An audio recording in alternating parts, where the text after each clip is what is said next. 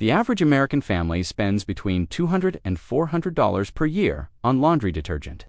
300 loads per year at roughly 20 to 30 cents per load for mainstream brands like Tide, and up to 57 cents per load if you use pods. That is money spent buying a manufactured chemical surfactant shipped across the country in plastic containers. Now imagine a dried berry shell that you toss into your washing machine that produces a natural surfactant when it contacts water that cleans a full load of laundry. That can be reused 4 to 6 times before it is spent, and that costs approximately 5 cents per load when purchased in bulk. That berry exists. It has a name. It has been used for centuries. And the reason you have probably never heard of it has nothing to do with whether it works. The berry is called a soapberry. Its scientific name is Supindus mucorasi. And before I tell you anything else, I want you to know something about that Latin name that scientists gave it. The genus name Supindus comes from 2 Latin words, sapo, meaning soap, and indicus, meaning Indian.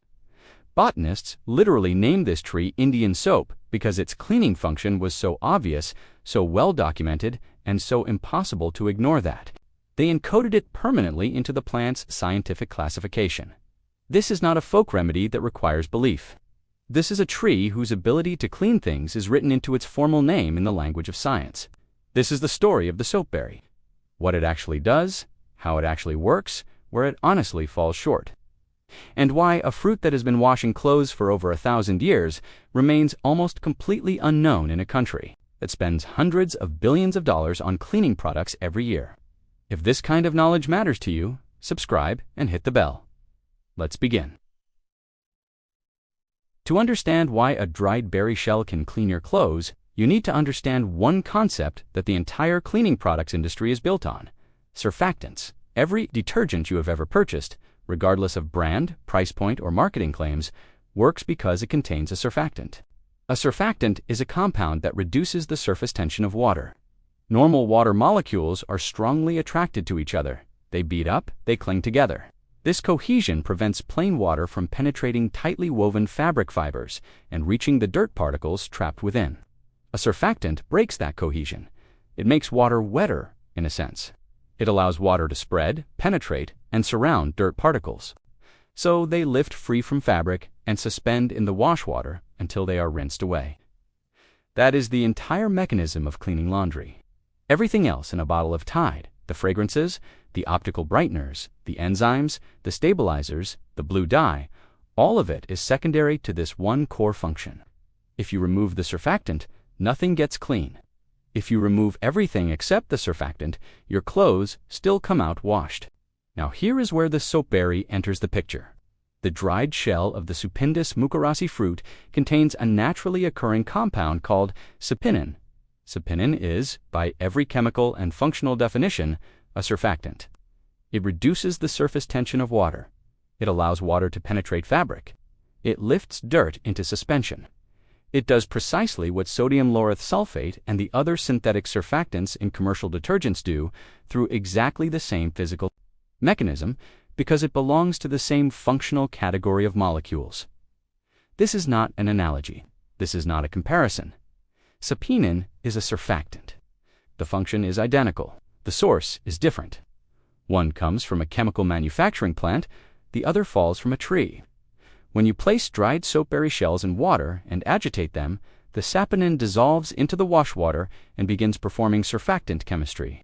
The water penetrates. Fabric fibers, dirt particles lift free. Oils and grime suspend in solution. The rinse cycle carries them away. Your clothes come out clean, not because of magic or tradition or wishful thinking, but because of well-understood surfactant chemistry that happens to originate from a biological source rather than an industrial one. Laboratory wash tests conducted using standardized soiling compounds have confirmed that formulations using soapberry shell extract as the sole surfactant achieve satisfactory cleaning results on standard test fabrics. The research, published in industry journals for personal care and cleaning product development, established that concentrations as low as 1.5 to 3.5% soap nutshell extract were sufficient to wash a full drum of laundry with what researchers described as satisfying results. The chemistry is not mysterious. It is not even complicated. A tree makes surfactant. Surfactant cleans clothes. That is the entire story. The history of soapberry use stretches back over 1,000 years across an enormous swath of South and East Asia, documented in texts that predate modern chemistry by centuries. In India, the soapberry is called ritha or retha, and its use for washing clothes, hair, and skin is documented extensively in Ayurvedic medical texts. Families across the Indian subcontinent have used dried ritha shells as their primary cleaning agent for generations beyond reliable counting. The practice was not limited to rural or impoverished communities. Ritha was the standard cleaning product across economic classes in regions where the tree grew abundantly. Wealthy households used it. Temples used it.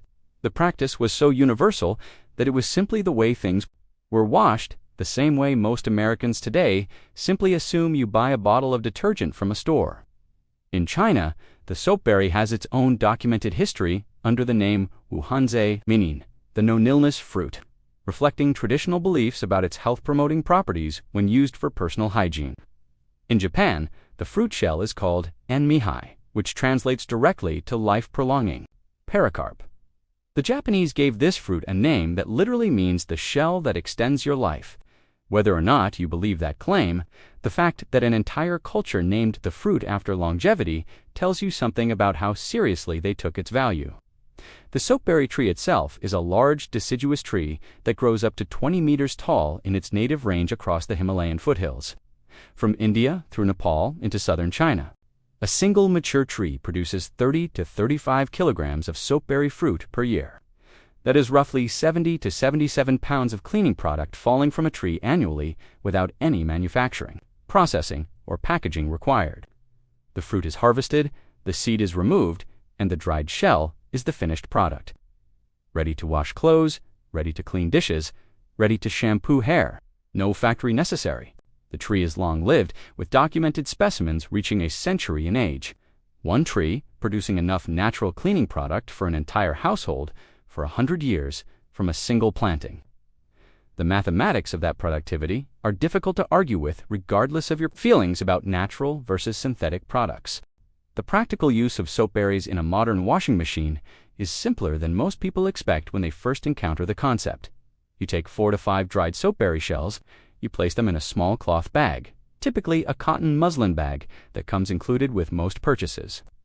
You tie the bag closed and toss it into the washing machine drum along with your clothes. You run your normal wash cycle. That is it. When the water hits the shells and the machine begins agitating, saponin releases from the shells into the wash water. The saponin performs its surfactant function exactly as synthetic detergent would. Dirt lifts from fabric, oils dissolve. The rinse cycle carries everything away. When the cycle finishes, you remove the cloth bag and set it aside to dry. Next load, same shells. The same 4 or 5 shells, cleaned 4 to 6 consecutive loads before their saponin is exhausted. You can test whether shells still have cleaning power by running them under warm water and squeezing. If they still produce a slight lather, they have saponin. Remaining when they stop producing lather and feel thin and brittle, they are spent.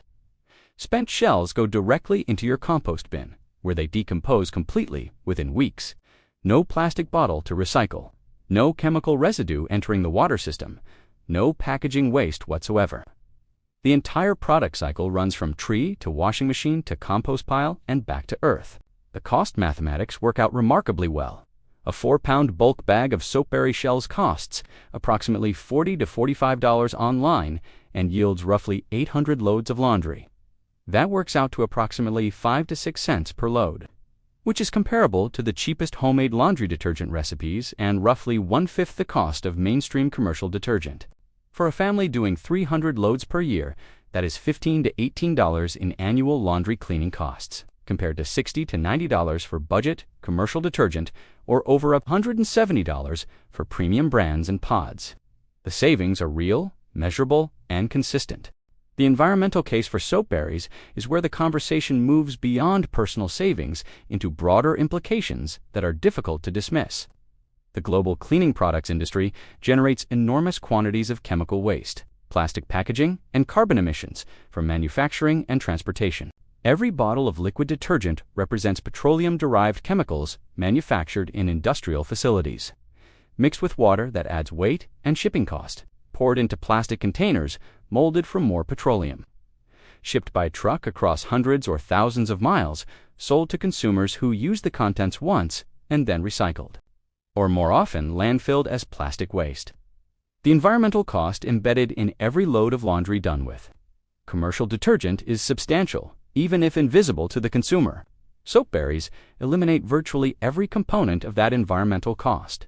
No chemical manufacturing, no petroleum-derived ingredients, no plastic packaging, no heavy liquid requiring fuel-intensive shipping, no synthetic residues entering wastewater systems, no container waste entering landfills.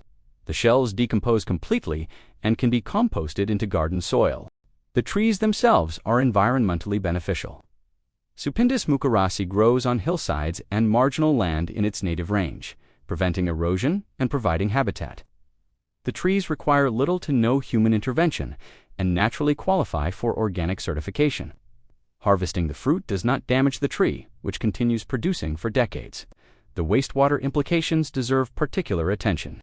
Synthetic surfactants and other detergent chemicals enter municipal water treatment systems with every load of laundry.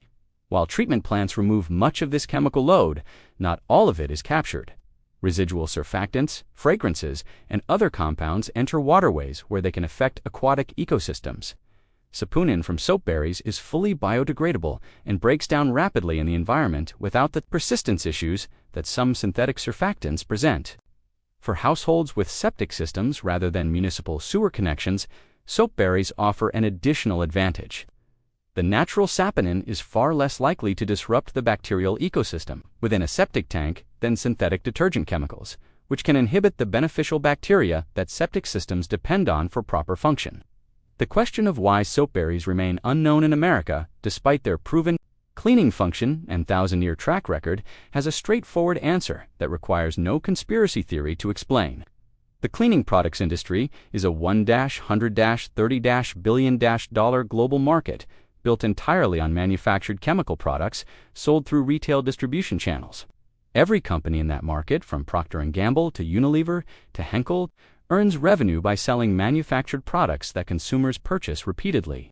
A dried berry shell that costs 5 cents per load that a consumer buys once in bulk and uses for months. That can potentially be grown on a tree in certain climates. And that generates zero repeat purchase loyalty to any brand, represents the opposite of what consumer products companies want to sell. No major corporation has any financial incentive to market soap berries. There is no margin in selling unprocessed dried fruit shells. There is no brand differentiation possible when the product is a commodity that falls from a tree. There is no repeat purchase cycle when a single bulk bag lasts most of a year. The product is real, it works, and it is structurally incompatible with how consumer products companies generate profit. This does not require coordinated suppression. It requires only the absence of motivation. No company with advertising budget will ever promote soap berries because no company can build a profitable business around them. Without marketing, products remain unknown regardless of their merit. That is how consumer awareness works in market economies. Additionally, the cleaning products industry has spent decades conditioning consumers to associate cleanliness with specific sensory cues: the smell of synthetic fragrance, the sight of abundant suds, the feel of chemically softened fabric. Produce none of these familiar signals. Clothes washed with soap berries come out clean, but not perfumed. The wash cycle produces modest lather. The fabric feels naturally soft rather than artificially coated. For consumers whose entire concept of clean has been shaped by decades of marketing, these differences feel like deficiencies even when the actual cleaning outcome is equivalent. The result is a product that works, that costs almost nothing, that has been used for over 1,000 years. And that remains invisible in a market where visibility requires the kind of marketing investment that only profitable products justify. The practical conclusion is available to anyone with an internet connection and a willingness to try something their grandmother's grandmother would have considered perfectly ordinary. A 1-pound bag of soap berry shells costs between $10 and $15 online and provides approximately 200 loads of laundry. That single purchase replaces 2 to 3 bottles of commercial detergent, eliminates their associated plastic waste, removes their chemical residues from your wastewater output, and costs roughly 1/3 to 1/5 of what those bottles would have cost. The shells arrive in a paper or a cloth bag. They go into a small cotton pouch. They go into your washing machine, they clean your clothes, they go into your compost when spent. The entire system produces zero waste and costs almost nothing to maintain. For families with sensitive skin, the switch often produces immediate, noticeable improvement.